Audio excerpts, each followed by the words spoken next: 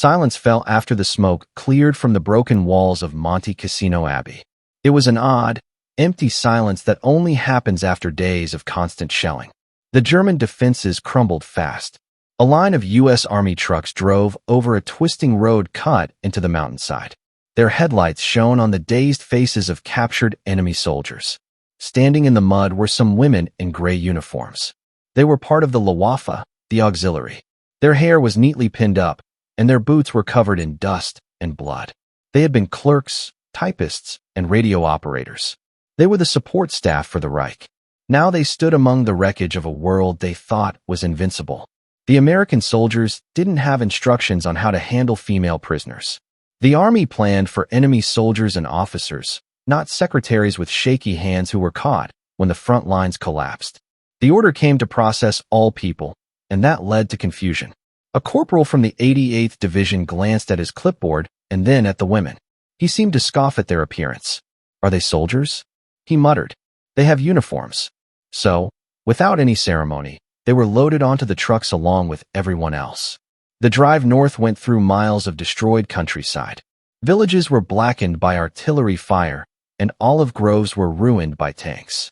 The women sat close together, quiet. They clutched their bags and avoided looking at the soldiers across from them. One of them, a 24-year-old radio operator named Hilda, still had her headphones around her neck. The cords hung down like cut veins. For the past 4 months, she had sent coordinates to German artillery units. Then, one day, the line went dead. No signal, she had whispered. No orders. It was the first time she knew that the Reich could actually lose. As night fell, they got to an Allied holding camp near Naples. Rows of barbed wire shone under the floodlights.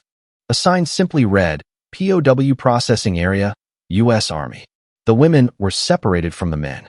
Their belongings were searched, and their names were written down with ink that smeared on the wet paper. One of them, Greta, asked in broken English if they would be shot. The guard looked surprised. "Shot?" he repeated. "Lady, you're getting dinner." It was the first time they heard an American voice that wasn't threatening. Inside the temporary barracks, the air smelled of disinfectant and boiled beans. The women sat on wooden bunks and listened to the steady hum of generators. Outside, prisoners whistled, sang, and cursed in different languages. For the first time in years, there were no officers yelling orders. There was just a deep quiet that settled into their bones. When the lights went out, Hilda couldn't sleep. She took a small pencil stub from her bag and wrote in the margin of her paybook, "Captured. Italy. Treated okay. Confused." Then she tore the page out. She hid it in her boot, as if she was afraid of kindness. If found, it would be confiscated. The next morning was full of paperwork, pictures, and the uncomfortable feeling of being labeled the enemy. The U.S. interrogators, with help from interpreters, asked questions calmly. Where had they served? What units had they seen? What officers had they encountered?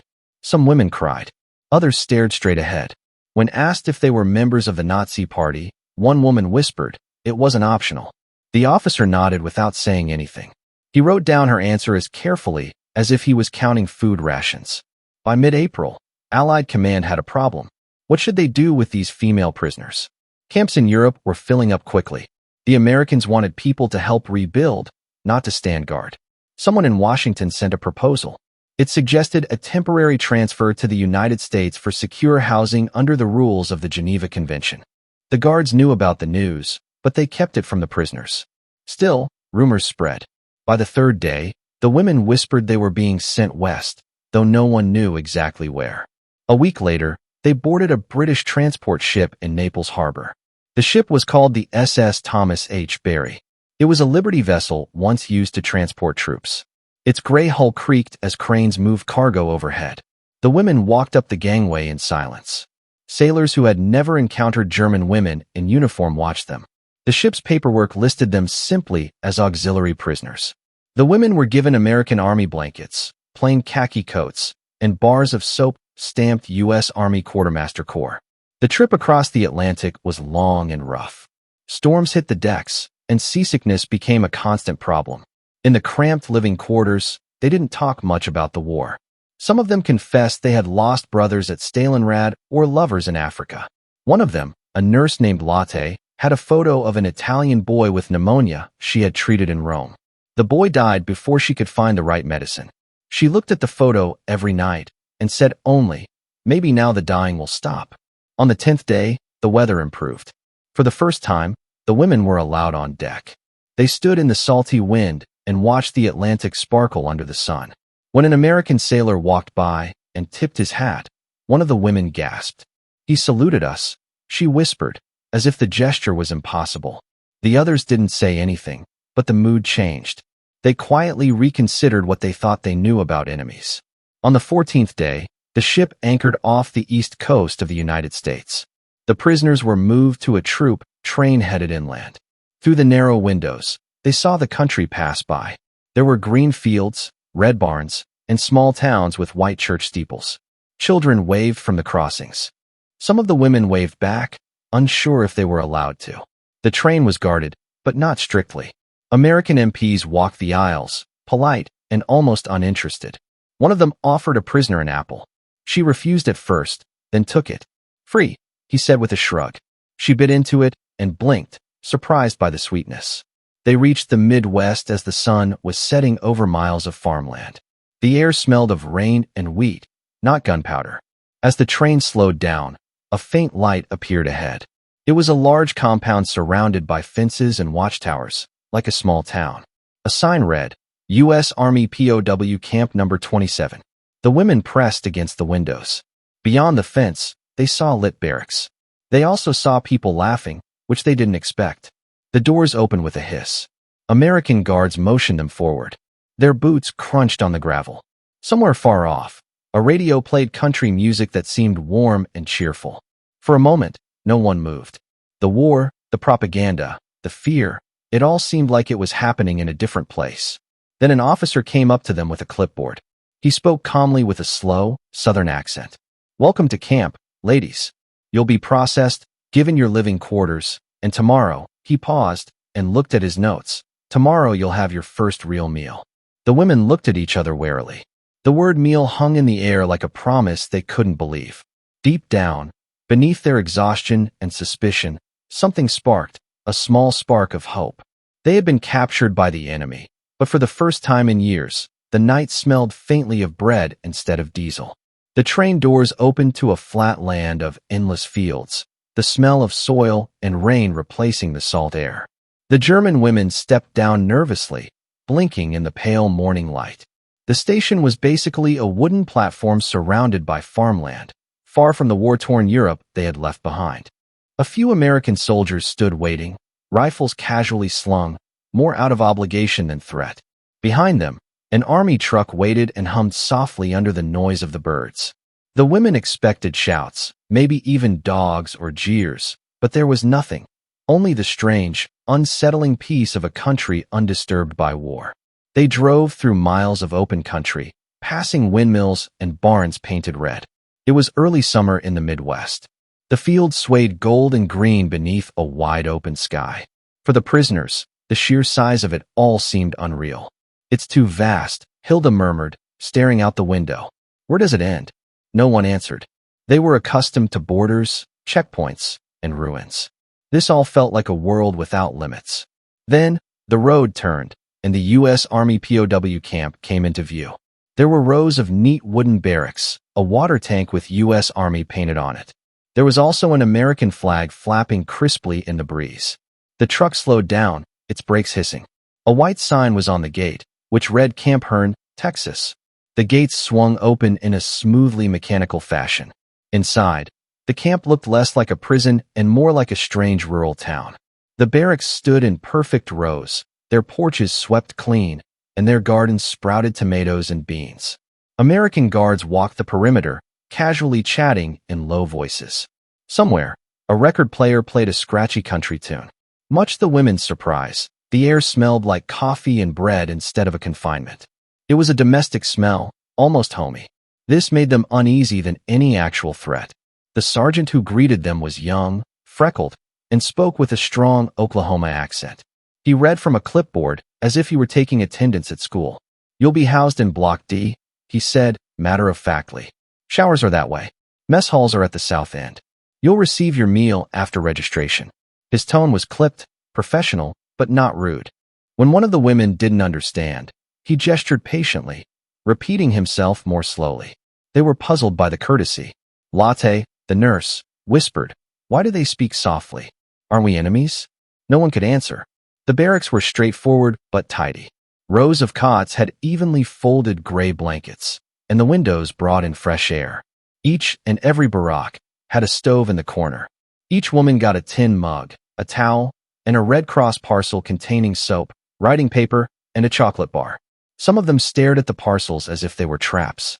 One finally asked, "Are these for us?" The American guard nodded. "Yes, you folks get the same as the men," he said, almost mumbled. That simple word, folks, was very striking. It felt too human, too equal. Some felt thankful, others felt ashamed. At noon, the camp bell rang, signaling lunchtime. The women walked toward the mess hall, their boots crunching on the gravel. The building was large and sunlit, with freshly painted wooden walls. Warmth and the smell of food made everything seem to shimmer inside. The women all froze at the doorway. Long tables stretched down the room, where American cooks in aprons ladled portions onto metal trays. Steam rose from pots of potatoes, corn, and green beans glistening with butter. There were also fresh rolls of bread, real bread, soft and white, and slices of meatloaf. When it was her turn, the first woman hesitated. The cook, a large man with gray hair, smiled slightly. "Go on," he said. "Ain't going to bite you." He gave her a big scoop of food and said almost formally, "Got ton appetite." His accent was terrible, but his intent resonated deeply. She simply nodded, eyes wide, and moved aside. The others followed silently, the noise of the ladle and tray echoing through the hall. They all sat together at one table, unsure if they should eat. No one moved for a long time. Then Latte broke the silence. She lifted her fork, cut into the meatloaf, and took a bite. Her face tightened, not from disgust, but shock. "It's warm," she whispered. The others tried it, cautiously at first, then eagerly. The food was simple, but there was plenty and seasoned with salt they hadn't tasted in years. Someone laughed quietly, a strange, nervous sound. Hilda's eyes welled up, and she refused to wipe them away. "Even our officers never ate this good," she murmured. At another table, two American guards watched quietly. One leaned in and said, "Hard to believe these gals were on Hitler's payroll." The other shrugged. "War's over for them. Might as well eat." Their indifference, oddly enough, was a form of mercy. The women were no longer threats. They were simply people who needed to eat. After the meal, a Red Cross nurse came in with a clipboard to record names and medical conditions. She asked if anyone wasn't feeling well. Most shook their heads, confused. She offered aspirin to a woman with a cough, and the prisoner hesitated before accepting it. "Thank you," she said softly. The nurse smiled. "You're welcome." It was a small moment, but for the women, it was the first time an enemy has been equal. That night, in the dim light of the barracks, the women unpacked their bags. Hilda found the note she had hidden in her boot back in Italy. She reread her words: captured, treated humanely, confused, and added a line at the bottom. "Today they fed us."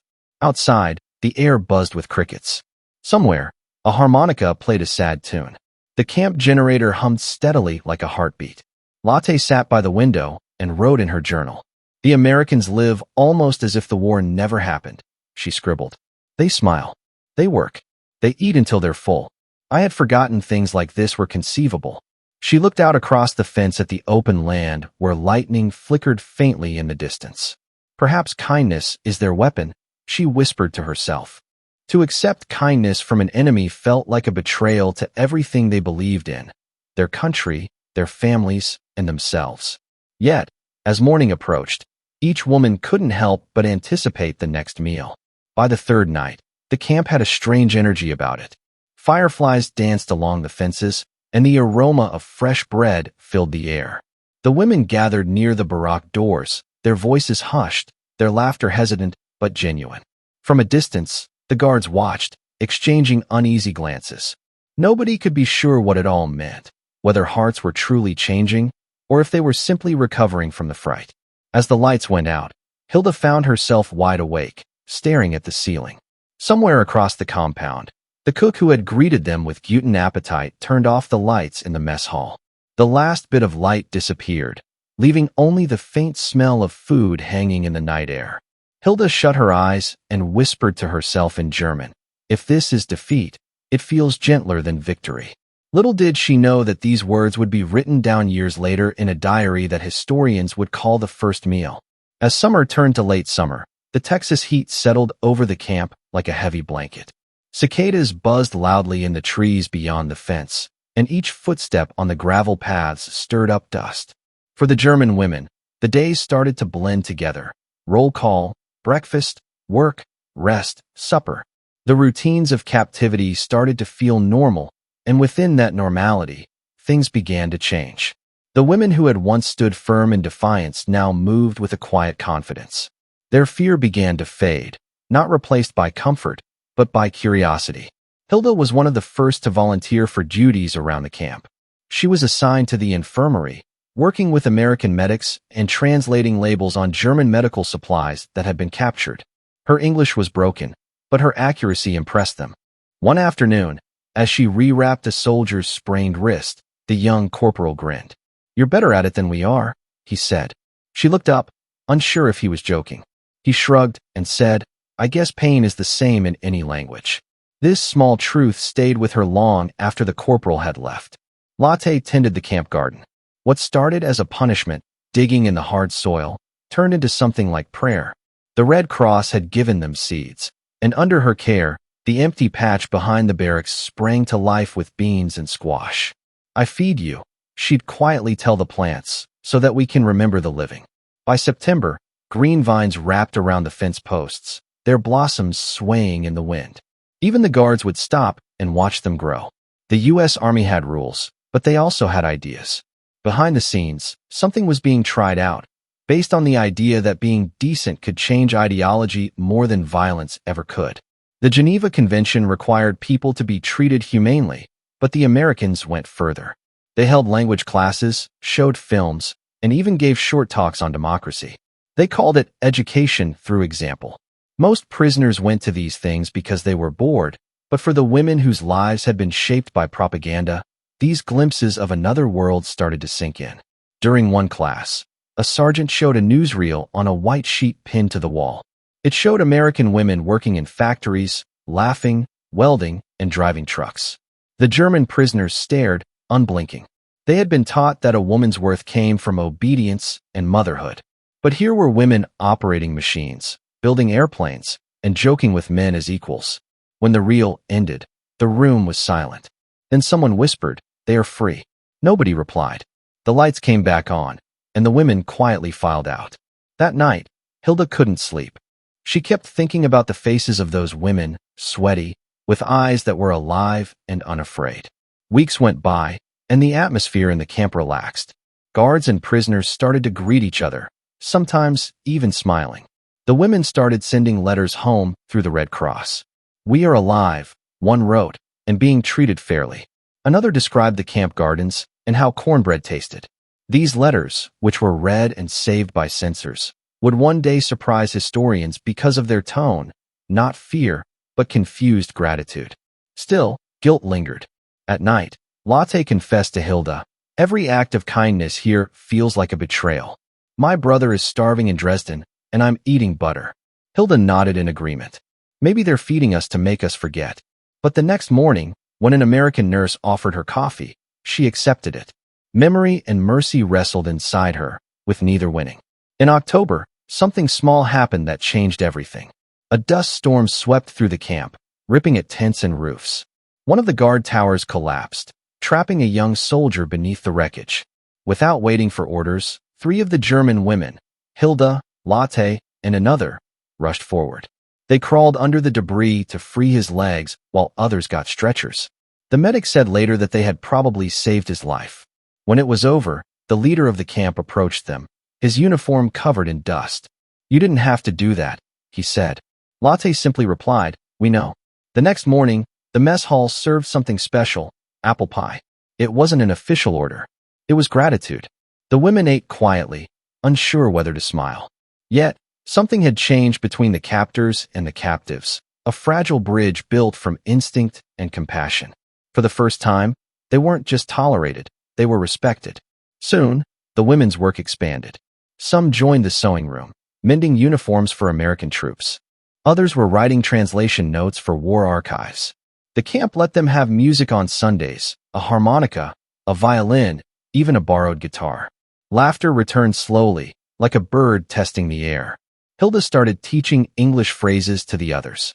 When she got to the word home, she paused. "We'll have to learn that one again," she said quietly. There were stressful times, too. News from Europe trickled in. Allied advances, bombings, and the fall of cities they had once thought were eternal. One night, an officer read from a U.S. newspaper that Hitler's armies were collapsing. The women listened in silence, their faces pale in the lamplight. Nobody cheered, but nobody cried either. For them, the war was already ending in quieter ways. The walls inside their minds were falling apart before the government itself did. By winter, the camp had changed. Where there had once been fear, there was now an uneasy peace. The women sewed curtains for their Baroque windows and decorated them with hand-drawn flowers. The garden was thriving, even with the frost. The American cook who had first greeted them with gluten appetite now saved the first loaf of bread for Block D. It became a small ritual, the exchange of bread across languages, simple and unspoken. Hilda started writing in her diary again. Her entries, which were later found by her family, showed the change best. "They have not broken us with cruelty, but with kindness. It is a strange victory. I feel smaller, yet freer." She didn't realize that she was describing something that historians would later call re-education through humanity. As Christmas approached, the camp allowed them to have a joint gathering in the mess hall. Paper decorations hung from the beams, and an American chaplain played carols on a piano. The German women sang softly in their own language, still a little shaky, their voices mixing with the English melody like threads of memory. For a moment, the camp wasn't a prison, but a fragile truce in human form. The guards listened quietly, some pretending not to wipe their eyes. When the song ended, the cook brought out coffee and bread pudding. Latte stared at the steaming dish, then at the faces around her, American, German, tired, young. She whispered, "Maybe mercy is stronger than any flag." Hilda nodded, tears in her eyes. Or maybe mercy is the only flag that survives. Outside, snow began to fall over Texas, rare, fleeting, and amazing. The prisoners stood at the windows, watching the flakes disappear on the ground. Nobody spoke. The war was still raging far away, but inside those fences, something undeniably human had started. Later that night, as the lights went out, Hilda opened her diary again. She hesitated, then wrote a single sentence. "Today, I did not feel like a prisoner." She closed the book and looked toward the horizon beyond the wire. In the dark distance, the train tracks shimmered faintly under the moonlight, pointing east. She didn't yet know that those same tracks would one day carry them home to a country unrecognizable, to lives forever changed by a simple, merciful meal. For them, the war ended quietly, not with gunfire or liberation, but with the sound of paper rustling. Orders came in April 1945. The women were to be sent back home as soon as possible. The camp, which had been so alive with daily routines and laughter, grew tense. Rumors of bombed cities, lost families, and erased borders swept through the barracks. The women who had once prayed for release now found themselves afraid of it. The United States, despite its fences and rules, had become a strange place of safety. Outside, the world waited like an open wound. The morning of their departure was cloudless and still. Trucks lined up near the gate, their engines idling and exhaust curling into the cool air. Each woman carried a small duffel bag, the same one she had brought from Italy, worn thin at the seams. Latte clutched her diary and a folded Red Cross letter promising safe passage. Hilda walked beside her, silent. "Do you think they'll be waiting?" Latte asked. Hilda didn't answer. The truth was that none of them knew who or what was left. The American leader of the camp stood by the trucks, hat in hand. "You've been good prisoners," he said simply. "I hope you find peace back home." He paused, then added, "We'll remember you." It was an unusual farewell, spoken with an honesty that made it even more meaningful. As the trucks drove away, the women looked back at the camp one last time. The watchtowers, the garden vines wrapping around the fences, and the mess hall where it had all begun. In that prison, they had experienced something that no government had ever offered them: respect without expecting anything in return. The trip east took weeks. Through the train windows, they watched America go by, green fields turning into mountains, then ports full of ships and cranes. Crowds waved as their train passed, unaware that these were German women who had once been seen as enemies. On the ship home, the Atlantic was calm, almost too calm. They gathered on deck at dusk, watching the horizon glow with distant lightning. Someone started humming a lullaby, soft as a memory. Nobody talked about what was waiting for them, only that it would not be this. When they arrived in Bremerhaven, the sky was gray and low, and the air smelled of ash and salt. The port was in ruins, with buildings standing like broken teeth and streets full of rubble and hollow-eyed civilians. Children scavenged near the docks, their faces pale and tight with hunger. The women got off the ship slowly, their boots crunching over debris. "This is home," Hilda whispered. The words felt strange. She turned to see Lotte crying quietly, holding onto the railing as if the sea might still take her back. The German officials who were processing them looked tired and bitter. There were no uniforms now, only ration cards and long lines. The returning prisoners were looked at with suspicion, some as collaborators and others as shameful reminders of defeat. A woman in a tattered coat muttered, "The Americans made you soft." Lotte wanted to argue, but didn't. Instead, she remembered the warm bread, the kind hands that had given it to her, and the words that had followed. Guten Appetit. Over the next few months, the women scattered across a country they no longer knew. Hilda found her family's home destroyed by bombs, her parents gone. She worked as a translator for the British forces, her English precise and strangely accented by Texas.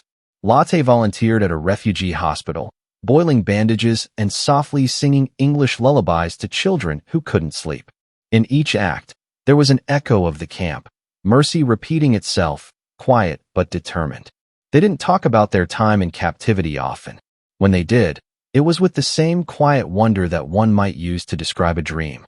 "They treated us as equals," Hilda told a fellow nurse once. The woman frowned. "Our enemies?" Hilda simply nodded. "Maybe that's why they won." Years went by. Europe rebuilt itself, scar by scar. By the 1950s, the former prisoner camps in America had been taken apart, their barracks sold as lumber, and their fields turned back into wheat. But across the ocean, traces of their mercy remained, in diaries, in letters, and in habits the women couldn't forget. Hilda still set her table with equal portions for guests, believing that fairness started with food. Lotte kept a small tin cup from Camp Hearn on her kitchen shelf. Whenever her children asked about it, she would smile faintly and say, "It once held kindness." In 1961, Hilda returned to America, this time as a visitor. She stood in a quiet museum in Texas, staring at a black and white photograph of rows of German prisoners sitting in the same mess hall she had known, eating under the stars and stripes. The caption read, "Captured Enemy Personnel, 1944, Camp Hearn." Her hands trembled as she looked at the faces, searching for herself among them. A museum worker noticed her and approached her. "Did you know them?" he asked. Hilda smiled faintly. "I was one of them." The man looked surprised. "Then you've come a long way." "Yes," she said, and back again. Outside, she found the old mess hall still standing, its beams weathered but unbroken. Sunlight streamed through the windows, dust motes dancing like ghosts. She walked to the center of the room, where she had once been handed that first meal. The air still smelled faintly of earth and oil. She closed her eyes and could almost hear it, the laughter, the clatter of trays, and the soft voice saying, "Guten Appetit." She knelt down, running her hand over the worn floorboards. "It started here," she whispered, "with bread." In that moment, the past didn't feel like history, but like something present, a living echo of mercy that refused to fade. Before she left, Hilda placed something behind, a page torn from her diary. On it, she had written in careful script, "They fed us not as conquerors, but as men, and in doing so, they conquered something greater." She placed it beneath a loose board near the doorway, a quiet offering to time. When she stepped outside, the Texas wind caught her hair, carrying the scent of grass and wheat. Across the plains, the same fields she had once crossed as a prisoner stretched endlessly, golden under the sun. She smiled, not in triumph, but in peace. Back in Germany years later, Lotte received a letter from her. It contained a single photograph of the mess hall, empty and bathed in light. On the back, Hilda had written, "The mercy they gave us is still alive." Latte framed it above her kitchen table. Each morning, as she broke bread for her family, she thought of that camp and the country that had shown her humanity in defeat. Decades later, historians would find Hilda's hidden diary beneath those same floorboards, yellowed but still readable. The final entry, dated December 1945, read, "Perhaps the world does not change through victory or surrender, but through the small mercies we allow ourselves to believe in." The diary is now in a museum display, next to a tin tray and a wooden spoon, objects from imprisonment that somehow speak of grace. Visitors pass by, reading her words without knowing that the war's quietest lesson lies there, that mercy once given never truly dies. And if you listen closely, you can almost still hear it, the echo of spoons against tin, the low hum of a mess hall, and a single phrase spoken through the haze of time, "Guten Appetit." Over the next few days, the women fell into the routines of camp life. Roll calls, English lessons, quiet work in the gardens, but it was that first meal that stayed with them. It had done more than fill their stomachs. It unsettled their beliefs. They had expected cruelty, and instead found decency and civilness. That realization was almost harder to bear.